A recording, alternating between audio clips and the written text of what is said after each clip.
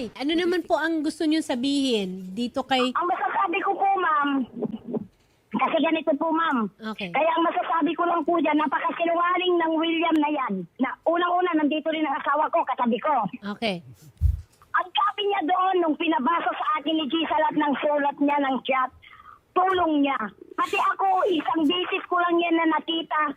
Ang sabi din po niya, tulong po niya. Walang hinihinging kapalit. Pero anong nangyari? O sabihin mo na, halimbawa, kasi nung una ng utang din ako, pero hindi ko naman sinabi na hihingin ko po, babayaran ko po. Pero ang kapalit pala, na hindi ko hinahangad yung sa anak ko. Tulong di po ba kusang loob yan? Andito rin ang asawa ko. Kinakausap ng asawa ko, anong sabi niya? Tiki daw ang asawa ko nung hindi niya ma-online kagad. Na wala ba? Binlock niya ang asawa ko. Imbis na kausapin asawa ko, binlock niya. Tapos, ang sasakit ng mga sinabi niya, sabi niya sa mga sa anak ko, manduruga, sinungaling, scammer.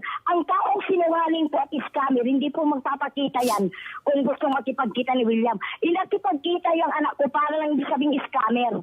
Tsaka sabi niya, ganyan ba ang tinuro ng mga magulang mo? Hindi po namin tinuruan ng pangit na asal yung anak ko dahil lumaki na sagrado ang pamilya namin.